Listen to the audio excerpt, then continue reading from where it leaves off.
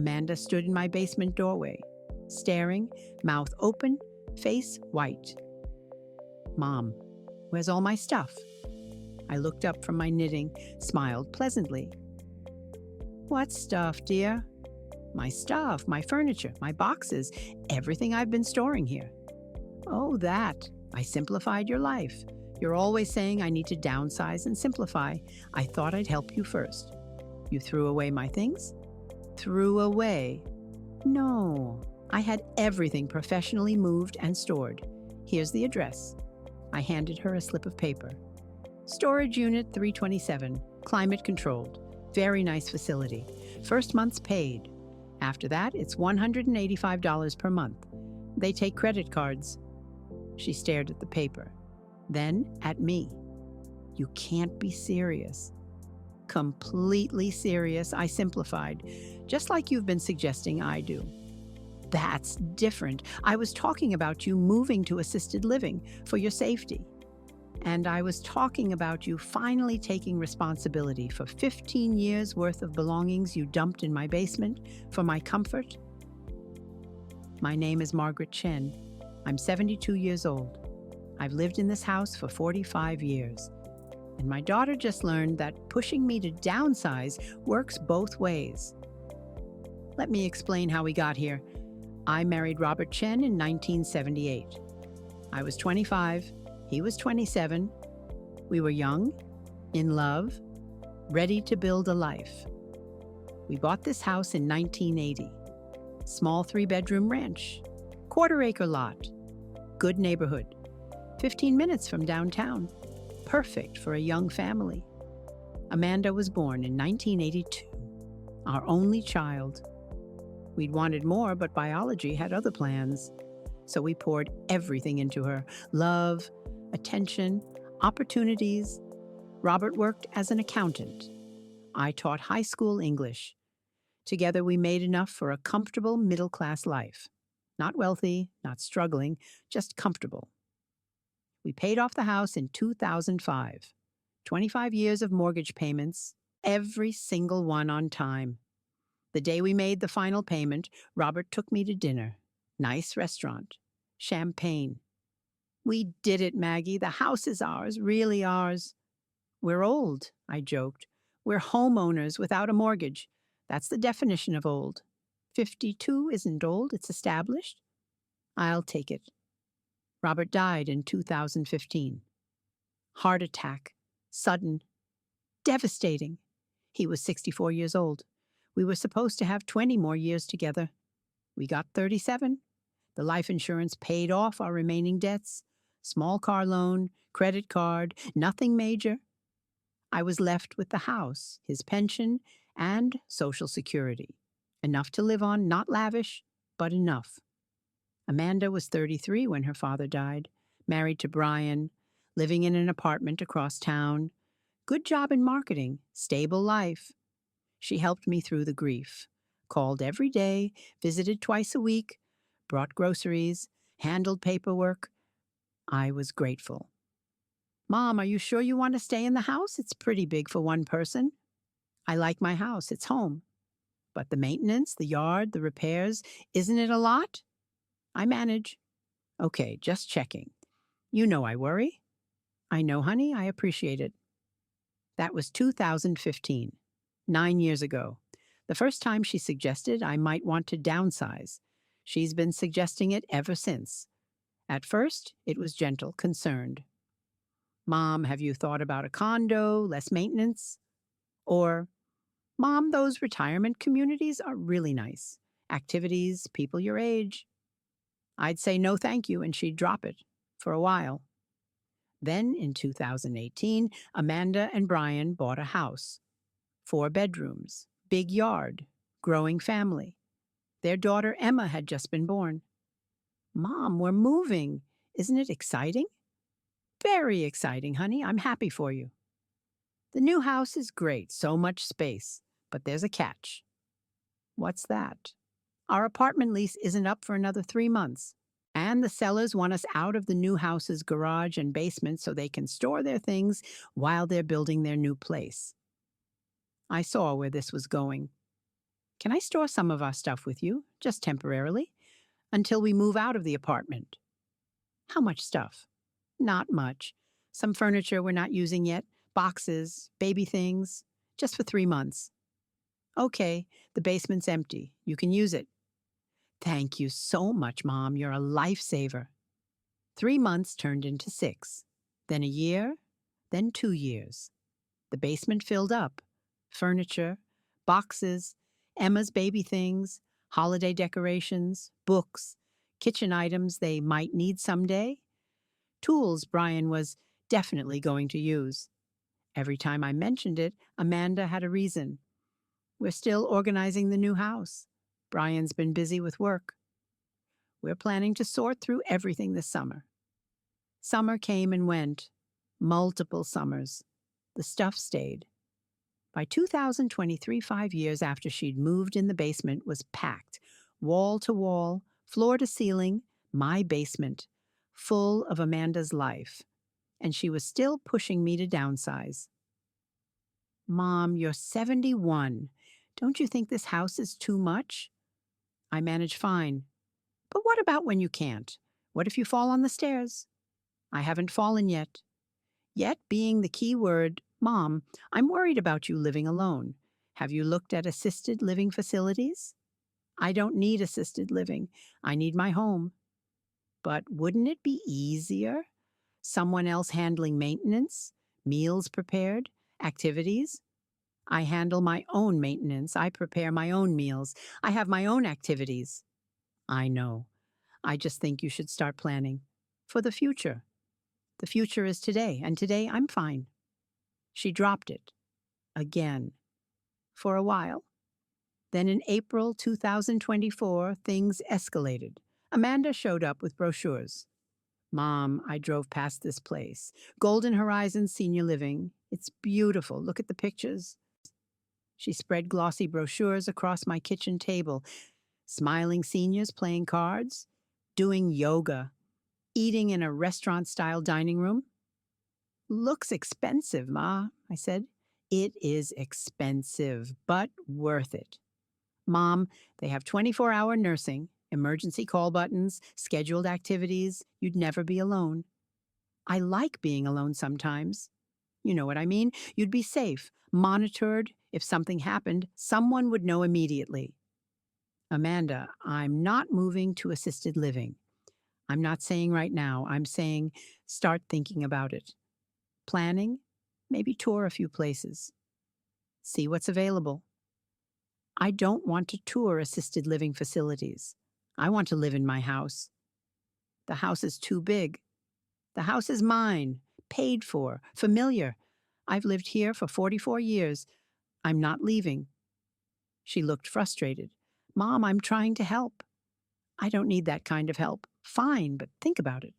Please, for me. She left. The brochures stayed on my table. I threw them away. A week later, she came back with her friend Jennifer. Mom, this is Jennifer. Her mother just moved into Sunset Gardens. She loves it there. Jennifer smiled. Clearly coached. It's true, Mrs. Chen. My mom was resistant at first. But now she says it's the best decision she ever made. She has friends, activities.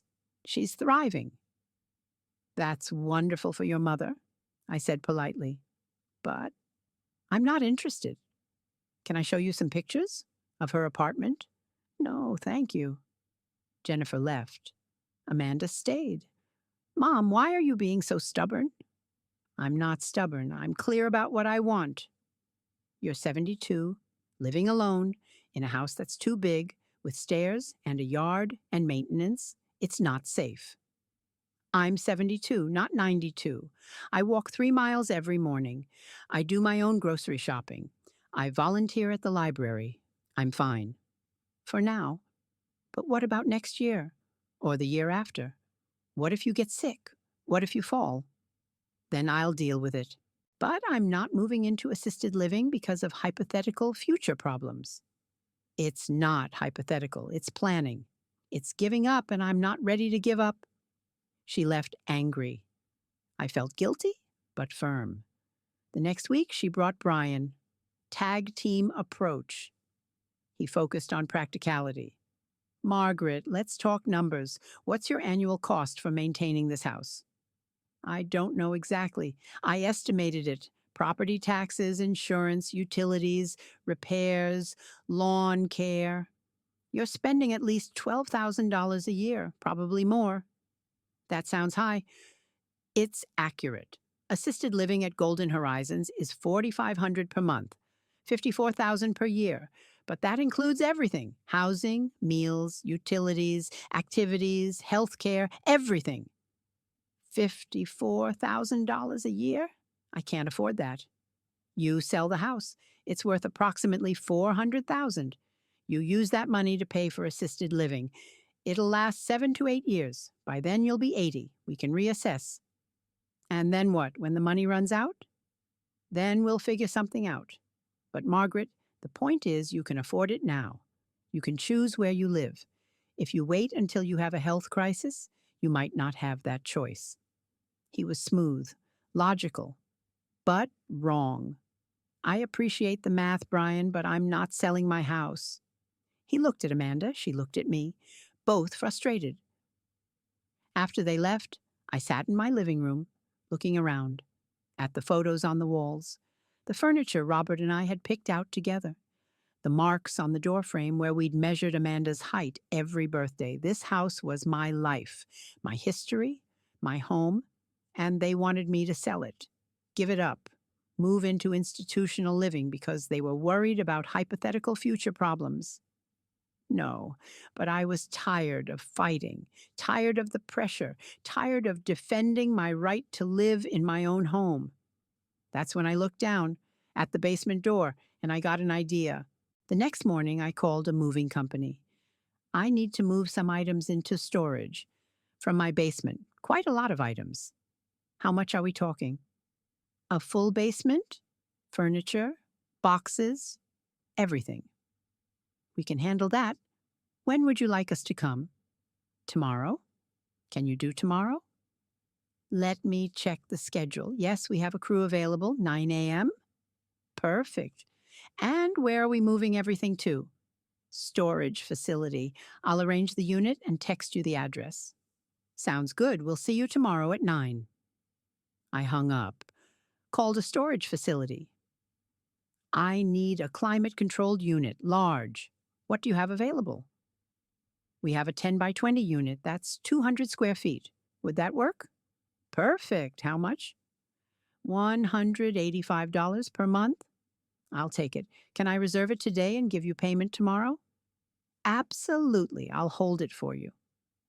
I reserved the unit, texted the address to the moving company, made a cup of tea, and I waited. The next morning at 9 a.m., the moving truck arrived. 2 strong young men, professional, efficient. Mrs. Chen, we're here for the basement move. Excellent. Everything down there needs to go. Every box, every piece of furniture, every item. Empty the basement completely. All of it? All of it. Yes, ma'am. They worked for 4 hours, up and down the stairs, loading furniture, stacking boxes, wrapping items carefully. I made them sandwiches for lunch, paid them generously, tipped well. By 1 p.m., my basement was empty, completely empty.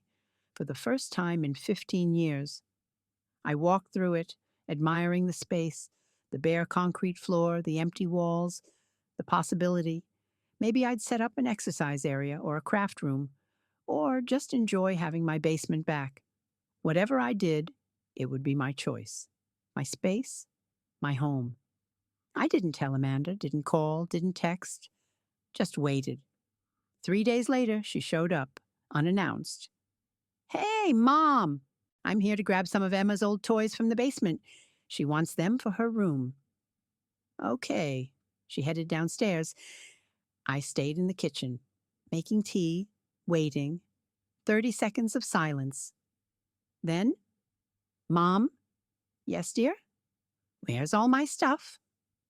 I walked to the basement stairs, looked down at her, standing in the empty space, confused, panicked. I simplified your life. You're always saying I need to downsize. I thought I'd help you first. What are you talking about? Where's my furniture? My boxes? 15 years of stuff was down here. I had it moved professionally to a storage unit. You what? I simplified, downsized, made space. All the things you keep telling me to do. I just did them for you instead. You had no right. I had every right. It's my house, my basement. Your belongings have been here for 15 years, rent free, taking up space, making it impossible for me to use my own basement. I was storing that here. You said I could. I said you could store things temporarily. 15 years isn't temporary. Where is it? Where did you move it? I handed her the paper. Storage facility address, unit number. Climate controlled. Very nice. First month's paid. After that, it's $185 per month. She stared at the paper, face red, hands shaking. $185 a month? I can't afford that. Then I guess you'll need to sort through your belongings and decide what's worth keeping. That's called downsizing. You're always recommending it for me. Try it yourself. This is insane. You can't just move my stuff without telling me. You were going to move me into assisted living without my consent. This seems fair. That's different. We were worried about your safety. And I was worried about my space, my home, my ability to use my own basement. See? We're both concerned about important things. I'm calling Brian. Go ahead. Tell him I simplified your life, helped you downsize, made you deal with 15 years of accumulated belongings you've been avoiding. I'm sure he'll understand. She called Brian. I heard her voice, shrill, angry, explaining. Brian showed up an hour later. Amanda was still in my living room, pacing, furious. Margaret, what's going on? Amanda says you moved all her things? I did. They've been in my basement for 15 years, taking up space, making it impossible for me to use my own home, so I had them professionally moved to storage. Without telling her? She wanted to move me into assisted living without my full consent. I simplified her life without warning. Seems symmetrical. Brian looked at Amanda, then at me. You're upset about the assisted living suggestions. I'm not upset. I'm clear. I don't want to move. I don't need to move, and I'm tired of being pressured. So, I decided to demonstrate something. What? That I'm perfectly capable of making decisions, hiring movers, downsizing, managing my own life. And that if Amanda can suggest I give up my home for my own good, I can remove her belongings from my space for my own good. That's not the same thing. It's exactly the same thing. You want me to downsize because you think it's better for me. I downsized Amanda's storage because it's better for me. Same logic. The storage costs money. Assisted living costs $54,000 per year. Storage costs $2,220 per year. Comparatively, I'm being generous. Brian didn't have an answer for that. Amanda found her voice. Mom, this is cruel. You know I can't afford storage. I'll have to sort through everything, decide what to keep, figure out where to put it all. Yes, that's exactly what you'll have to do. It's called taking responsibility for your belongings. Welcome to adulthood. I am an adult. Then act like one. Stop storing your life in my basement. Stop pushing me to abandon my home and stop treating me like I'm incompetent. I don't think you're incompetent. Yes, you do. Every time you suggest assisted living, every time you question whether I can manage stairs, every time you bring brochures and friends and spreadsheets to convince me to give up my independence, you're saying I can't handle my own life. That's not what I'm saying. Then what are you saying? She was quiet. Then, I'm saying I'm worried about you living alone, about what happens if you get sick, or fall, or need help. And I'm saying I'll deal with those problems if they arise, but I'm not giving up my life because of fear. It's not fear, it's planning. It's giving up, and I'm not ready. Amanda started crying, real tears, not manipulation, genuine upset. I don't know what to do, Mom. I thought I was helping. I thought I was being a good daughter, making sure you're safe. You are a good daughter. But helping doesn't mean controlling, and keeping me safe doesn't mean taking away my choices. So, what do I do? Just ignore the fact that you're 72 and living alone? You trust me, you respect my decisions, and you wait until I actually need help before forcing it on me. And the storage is yours to deal with. I paid the first month. After that, it's your responsibility. Sort through it, keep what matters, donate the rest, or keep paying for storage. Your choice. This is so unfair. Is it? You've had free storage for 15 years. I'm giving you 1 month to figure out what to do. That seems pretty fair. Brian put a hand on Amanda's shoulder. She's right. We should have dealt with this years ago. You're taking her side? I'm saying she has a point.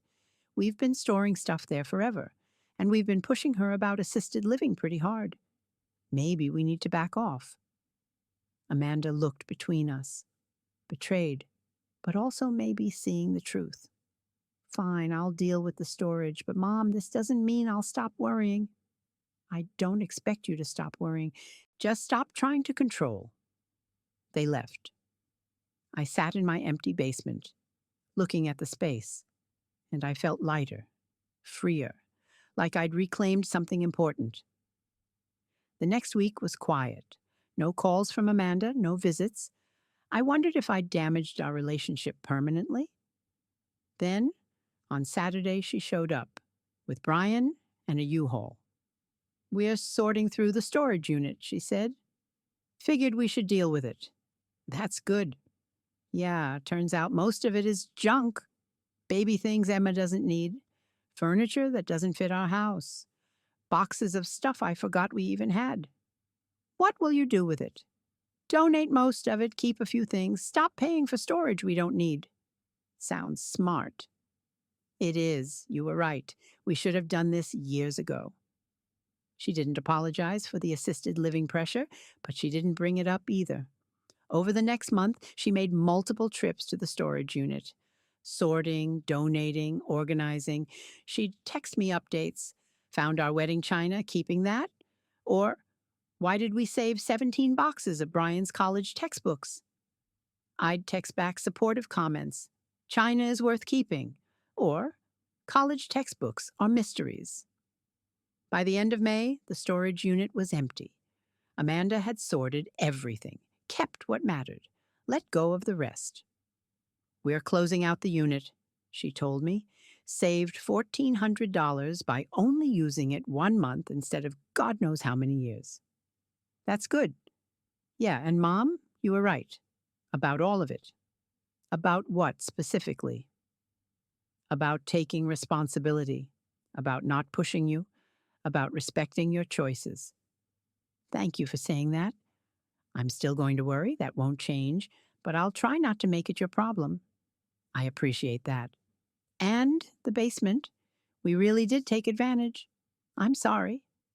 Apology accepted. Things were better after that. Not perfect, but better. Amanda still worried, still mentioned safety occasionally, but she didn't push, didn't bring brochures, didn't recruit friends to convince me, and I enjoyed my empty basement, set up an exercise area, bought a treadmill, started a small woodworking station for hobbies, used my space, my way, in my home. 6 months after the storage incident, Amanda came over for coffee. Mom, I need to tell you something. Okay. Jennifer's mom, the one who loved Sunset Gardens? Yes? She hated it, absolutely hated it. She felt trapped, isolated, lost her independence. Jennifer just moved her out, back to her own apartment. With home care support? Oh, yeah. Turns out the whole she loves it there thing was complicated. Jennifer wanted to believe it was working, so she convinced herself it was, but it wasn't. Why are you telling me this? Because I was using Jennifer's mom as proof that assisted living was great, that you'd love it if you just tried it. But I was wrong. It's not right for everyone, and it's probably not right for you. Probably not. I should have listened when you said that instead of pushing. You were scared. I understand. Scared of what? Losing me, like you lost Dad, sudden, unexpected. And you thought if you could just control the situation, put me somewhere safe, you could prevent that. She started crying. I miss him so much. I know, honey, I do too. I didn't want to lose you the same way, alone, without warning. I thought if you were in assisted living, someone would be there, someone would notice, someone would help. But you can't protect me from death, Amanda. It's going to happen eventually, whether I'm in my house or assisted living or anywhere else. I know. Intellectually, I know. But emotionally, you want to keep me safe forever. I get it, but you can't. And trying to control where I live won't change that. We cried together for Robert, for mortality, for the impossibility of protecting people we love from inevitable loss. I'm going to stay in this house, I said gently, for as long as I can. And when I can't anymore, I'll make decisions. But they'll be my decisions, okay? Okay. And you'll trust me to know when I need help? I'll try. That's all I ask. She hugged me, tight, long, the way she used to when she was little and needed reassurance. I love you, Mom. I love you too, baby. The storage incident became family legend. At Thanksgiving, Brian told the story to everyone. Margaret here moved all of Amanda's stuff to storage without warning, just hired movers and cleared out the basement. Amanda showed up looking for toys and found an empty room. Everyone laughed, including Amanda. It was brilliant, she admitted. Sneaky, but brilliant. Taught me not to push Mom about downsizing. Did it work? Someone asked. Completely. I haven't mentioned assisted living since. Good, I said, because I'm not going. I know, Mom, I know. Emma, now 6 years old, piped up. Grandma, can I use your basement for storage when I grow up? Absolutely not, I said firmly. That basement is mine. Everyone laughed, but I meant it. It's been a year since the storage incident. A year since I reclaimed my basement. A year since Amanda stopped pushing. Life is good. I'm 73 now, still living in my house, still managing my own life, still independent.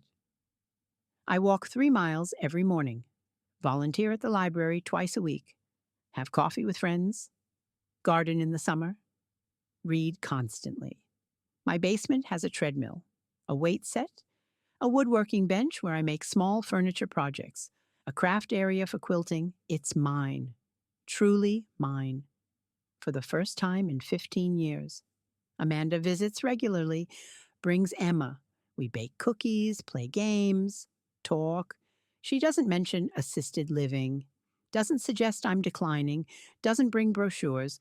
She just visits as a daughter, not as a planner, not as a worrier, just as my daughter. That's all I wanted. Last week she asked, Mom, do you ever regret the storage thing? Moving all my stuff without warning? No, do you regret pushing me about assisted living? Every day. I'm sorry, Mom, really sorry. I was wrong. You weren't wrong to worry, just wrong to push. There's a difference. I know I'm learning, slowly, but learning. That's all anyone can do. The storage unit is long closed. Amanda's belongings are either in her house, donated, or discarded. She tells me it was cathartic, letting go of things she didn't need, making space. I should thank you, she said recently, for forcing me to deal with it. You're welcome, though I wasn't trying to help you. I was trying to help me. I know, but it helped both of us. Happy accident. More than happy, important. I needed to learn that lesson about taking responsibility, about respecting boundaries, about letting go of control. We all need those lessons sometimes. Yeah, I just wish I'd learned them without you having to move all my stuff. Consider it effective teaching, she laughed. And the tension that had existed between us for years? Gone, completely gone. My house is mine, my space is mine, my decisions are mine, and my basement? Gloriously, beautifully, permanently mine. No storage, no clutter, no daughter's abandoned belongings taking up space. Just my life, my hobbies, my choices, exactly as it should be. Amanda tried to move me out for my comfort, so I moved her storage out first. And in doing so, I taught her the most important lesson of all: respect people's boundaries, trust their decisions, and never underestimate a 72-year-old woman with access to professional movers. Because we simplify when we're ready, not when you think we should. What I didn't tell Amanda during those first confrontations was how much her pressure had been affecting me. Not just annoying me, actually affecting my health. I'd started having trouble sleeping, lying awake at 3 a.m., wondering, was she right? Was I being stubborn? Should I sell the house? My doctor noticed during my annual checkup. Margaret, your blood pressure's elevated. Are you stressed about something? My daughter wants me to move into assisted living. Do you want to move? Absolutely not. Then why is it stressing you? Because she keeps pushing, bringing people over, showing me brochures, making spreadsheets about costs, and I keep second-guessing myself, wondering if I'm being selfish by staying. Dr. Patel looked at me over her glasses. You're 72. You walk 3 miles daily. Your vitals are good. Your cognitive function is excellent. You live independently. Why would you need assisted living? I don't, but Amanda thinks I will soon. She's planning for my future decline. Has she asked you what you want? She thinks she knows what I need. That's not the same thing. Margaret, you're my patient, not Amanda. And my medical opinion is that you're fine, healthy, independent. Living in your home isn't dangerous, it's normal. Tell that to my daughter. I will if you want. I can write a letter saying that, in my medical opinion, you don't require institutional care. Would you? Of course. Give me her email. I'll send it today. Dr. Patel's letter was professional and firm. As Margaret Chen's primary care physician for the past 12 years, I'm writing to confirm that she is in excellent health for her age. She is cognitively sharp, physically active, and fully capable of independent living. There is no medical reason for her to move into assisted living at this time. Should her health status change, I will inform both her and her family. Until then, I recommend respecting her decision to remain in her home. I forwarded it to Amanda. Her response: That's great, Mom, but doctors can't predict the future. What if you fall next week? What if you have a stroke?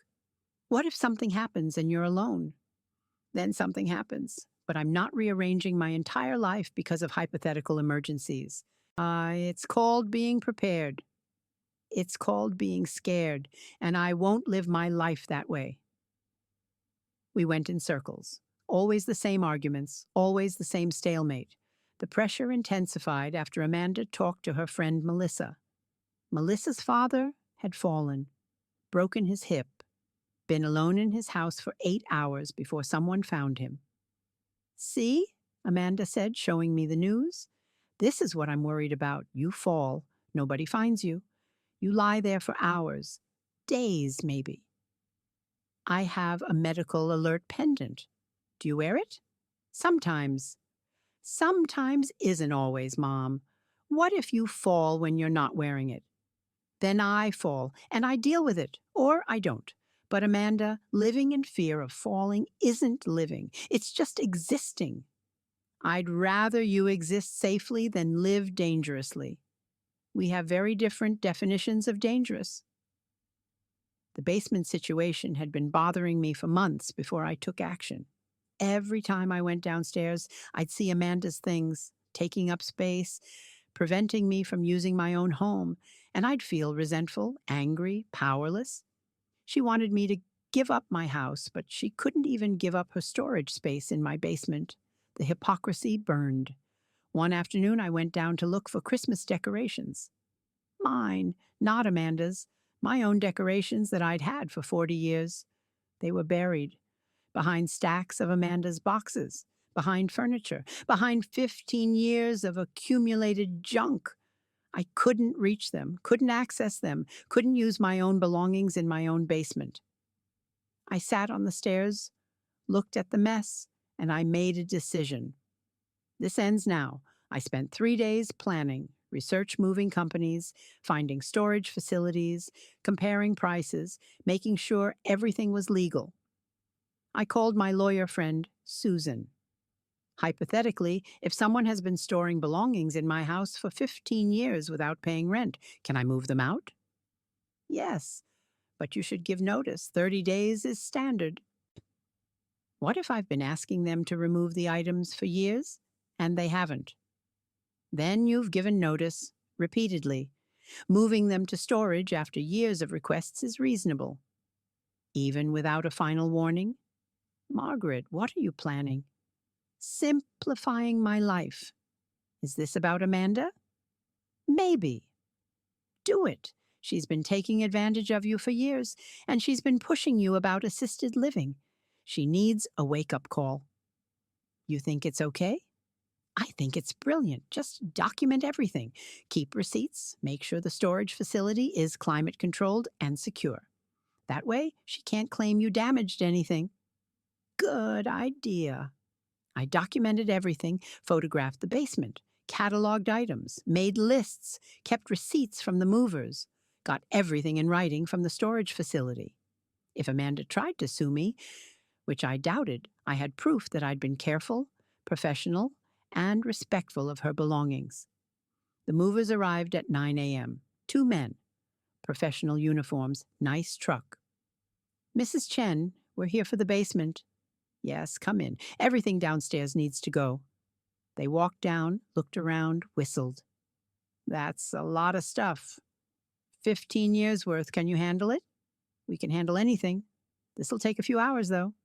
That's fine. I'll make coffee. I watched them work, carrying furniture up the stairs, wrapping items, loading the truck. They were careful, professional, treated everything like it mattered, even though most of it didn't. Most of it was junk.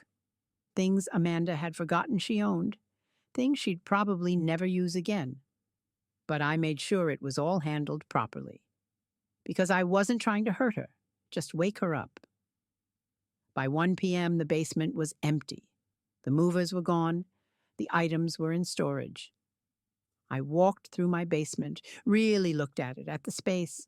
The concrete floor was dusty, needed sweeping. The walls needed paint.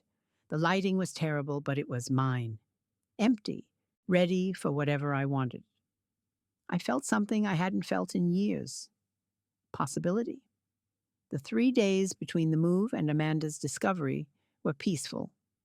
I swept the basement, painted one wall, started planning what to do with the space. I didn't feel guilty, didn't second guess, just felt relieved. When Amanda finally showed up, looking for Emma's toys, I was ready. I'd practiced what to say, how to stay calm, how to make my point without being cruel. Where's all my stuff? I simplified your life. Perfect, simple, true. Her reaction was exactly what I'd expected. Shock, anger, accusations. But I didn't back down, didn't apologize, just explained calmly. It's in storage, climate-controlled, safe. First month paid. After that, it's your responsibility. You can't just move my things. I can. I did. It's my house. Your belongings have been here for 15 years, rent-free. I'm done. The confrontation lasted an hour. Amanda angry. Brian trying to mediate. Me staying firm.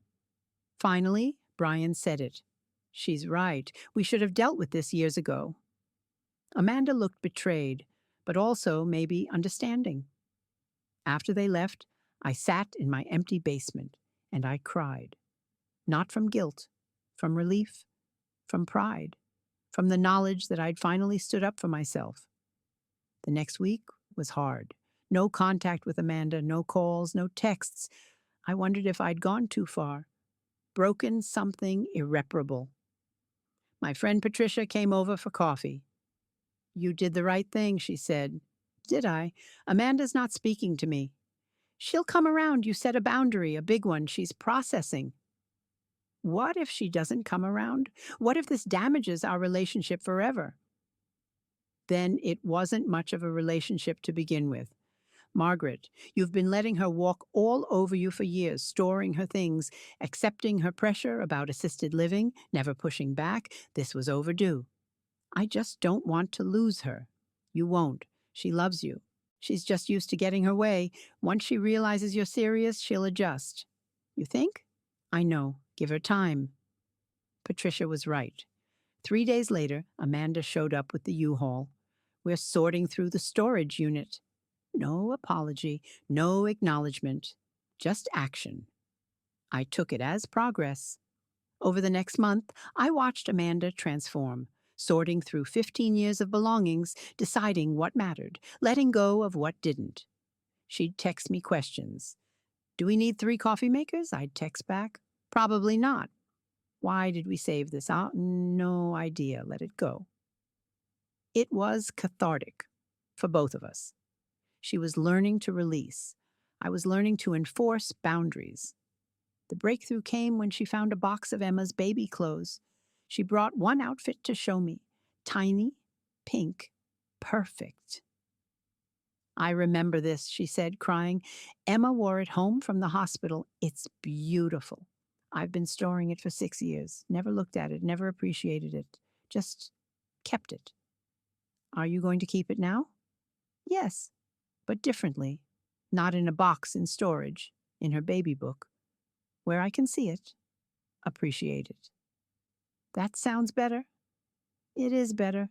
Mom, you were right about all of it. I was hoarding, avoiding, using your basement as a dumping ground for things I didn't want to deal with. I'm glad you see that now. And the assisted living stuff. I was doing the same thing, dumping my fears onto you, making you responsible for my anxiety about losing you. Yes, I'm sorry, really sorry. I should have listened. Apology accepted. So we're okay?" "We're better than okay. We're honest." That conversation changed everything. Amanda stopped avoiding difficult topics, started being direct. "I'm scared of losing you." "I know, but pushing me into assisted living won't prevent that." "I know, I'm working on accepting it." "Good. Work on trusting me too, to know my own limits, to ask for help when I need it." "I'll try. That's all I ask." The Thanksgiving story became legend. But what people didn't hear was the follow-up. Christmas that year. Amanda arrived with a gift. "For you, Mom, for the basement." I opened it. A sign, hand-painted. Beautiful. "Margaret's space. No storage allowed." I laughed. "Perfect." I made it myself, to remind us both. Your basement is yours, not a dumping ground. "Thank you." "And Mom, I have something else." She handed me an envelope.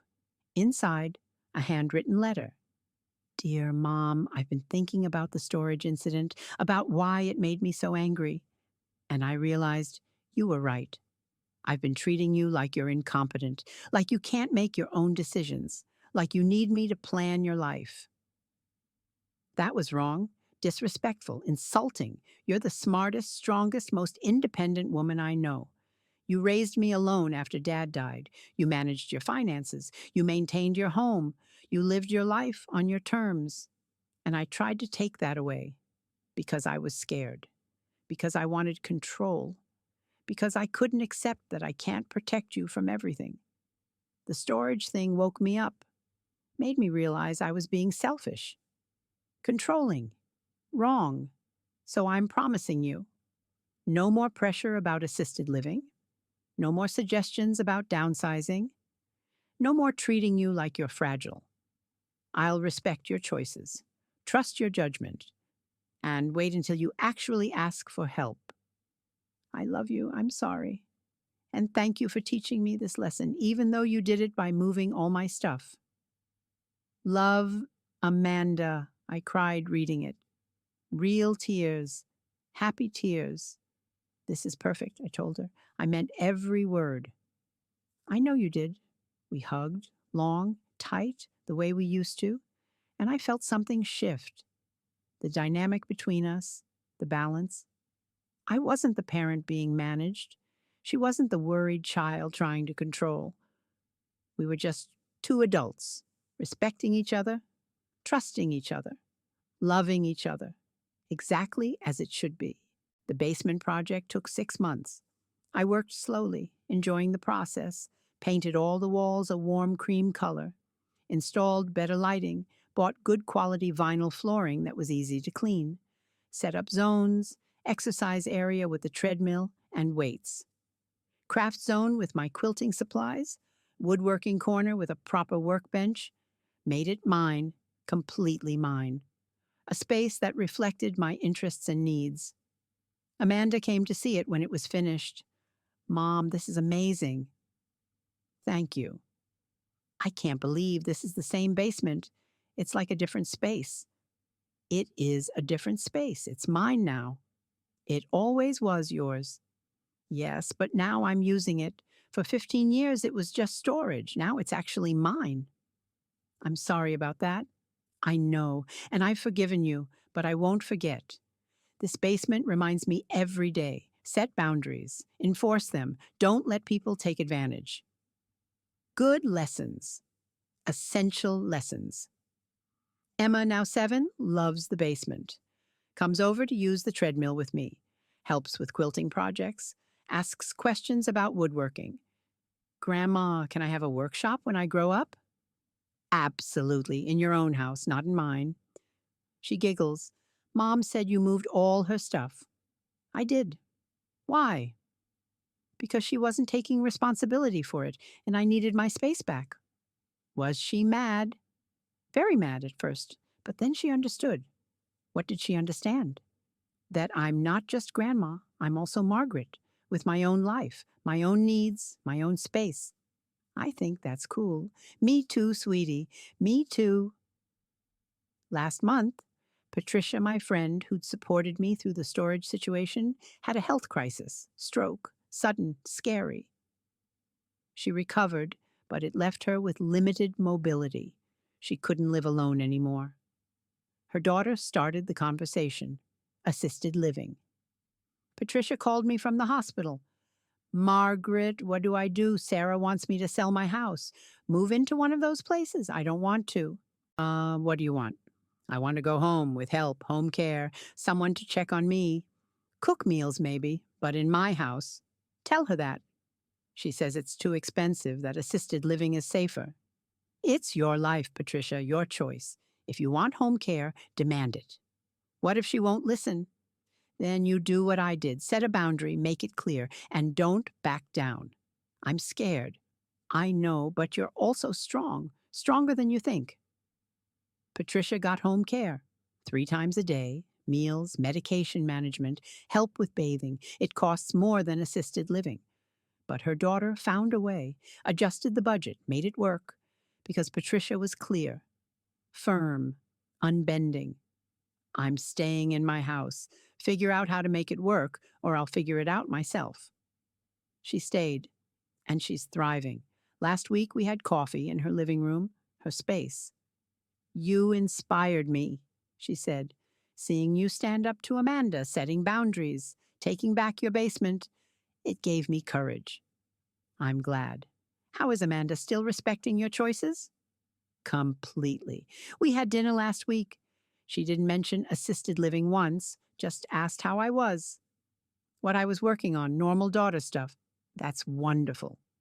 It is. It took moving all her stuff to get there, but it worked. Sometimes radical action is necessary. Sometimes it is. I'm 74 now. 2 years since the storage incident, 2 years of boundary setting, 2 years of independence. My house is mine. My basement is mine. My life is mine. Amanda respects that. Visits regularly brings Emma. We have good relationships, but she doesn't try to manage me anymore, doesn't suggest changes, doesn't pressure. She just loves me as I am, where I am. That's all I ever wanted. The storage unit closed, the basement transformed, the boundaries established. And I learned the most important lesson of all. You teach people how to treat you. For years, I'd accepted Amanda's pressure, her storage, her suggestions, her control. And by accepting it, I'd taught her it was okay. The moment I stopped accepting it, the moment I took action, everything changed. Not because she suddenly became respectful, but because I demanded respect.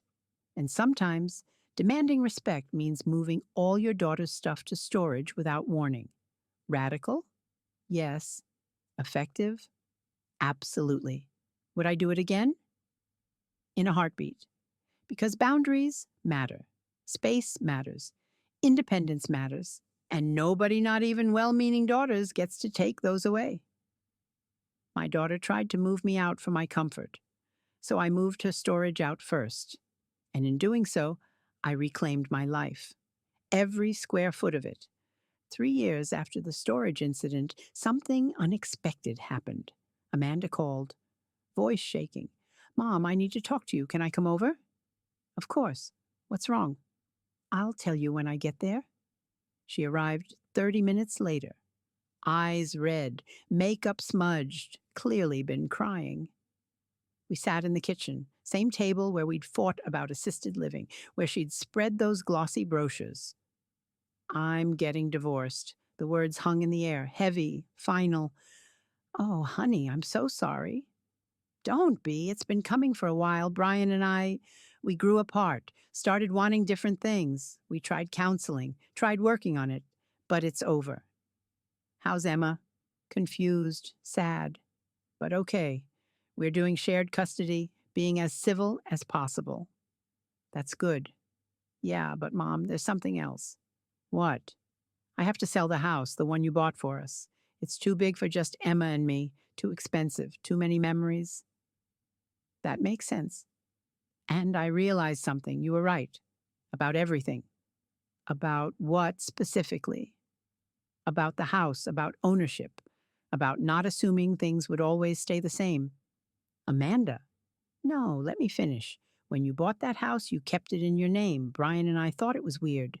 Controlling even. But you were protecting yourself. And me.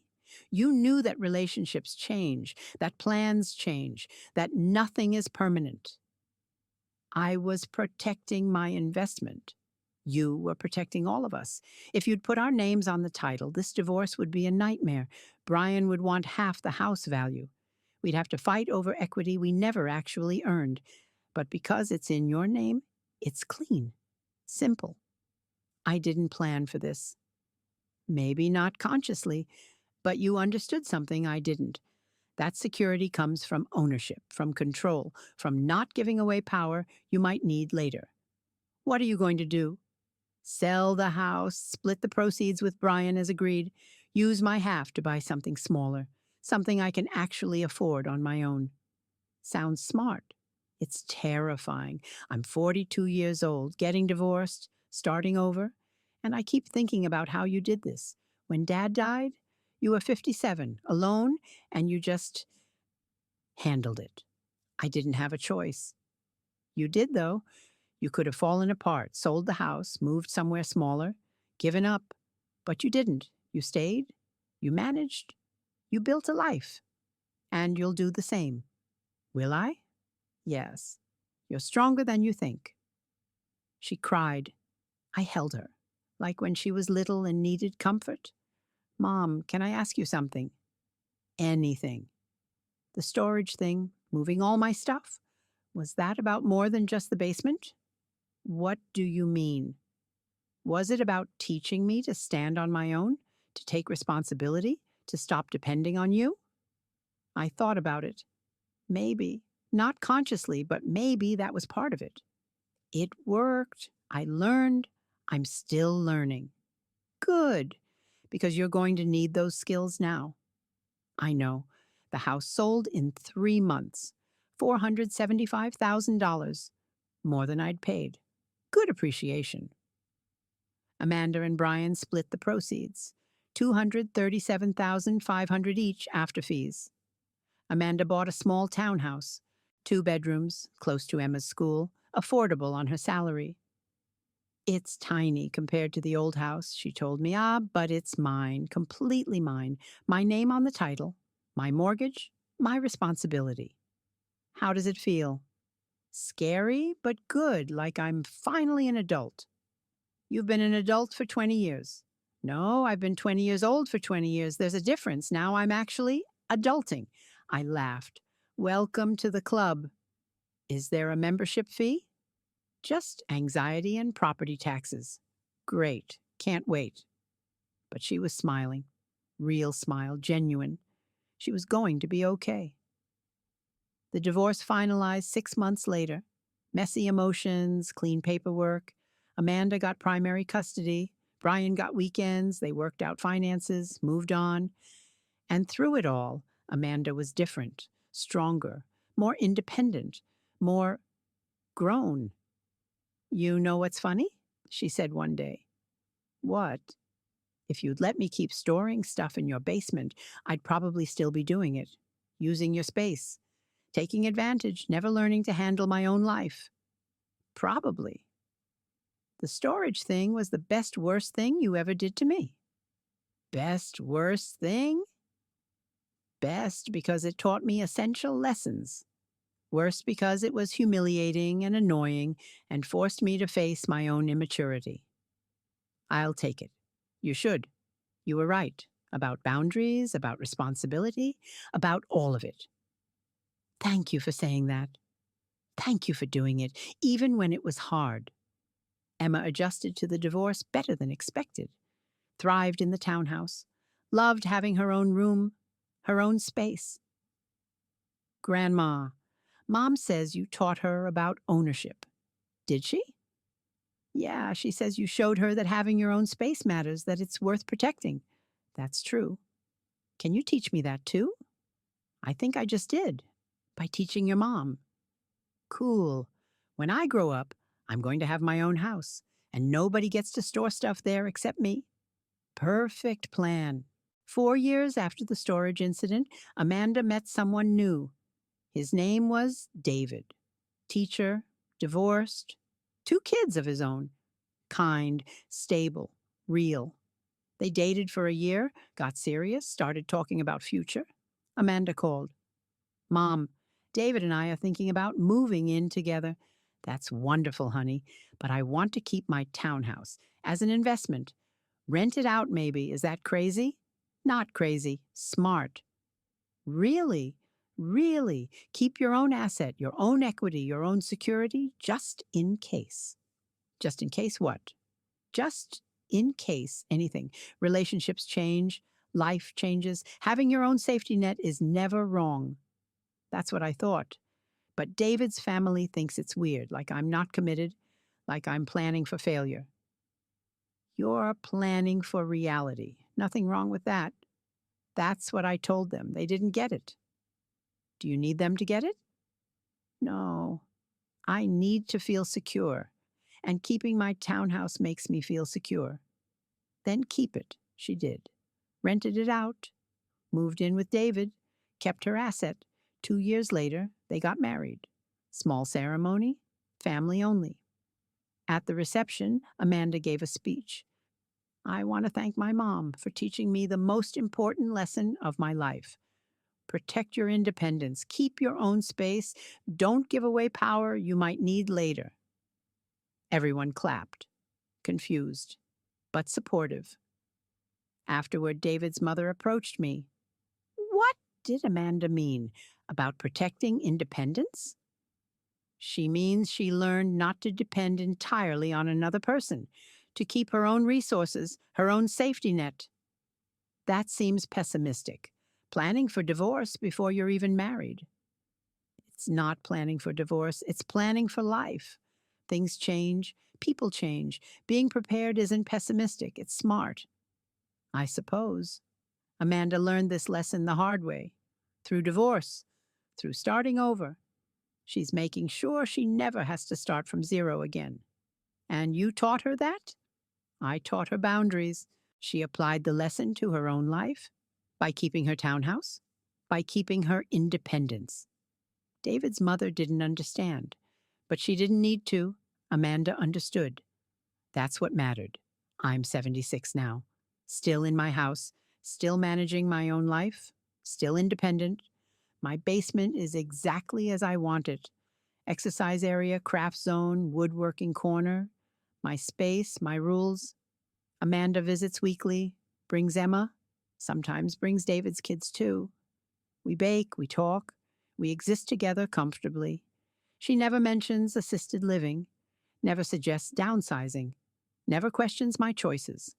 She just respects them because she learned, finally learned. And the storage unit? Closed 4 years ago. Everything sorted, donated, distributed. Amanda tells the story at parties now, laughs about it. My mom moved all my stuff to storage without telling me. Just hired movers and cleared out her basement.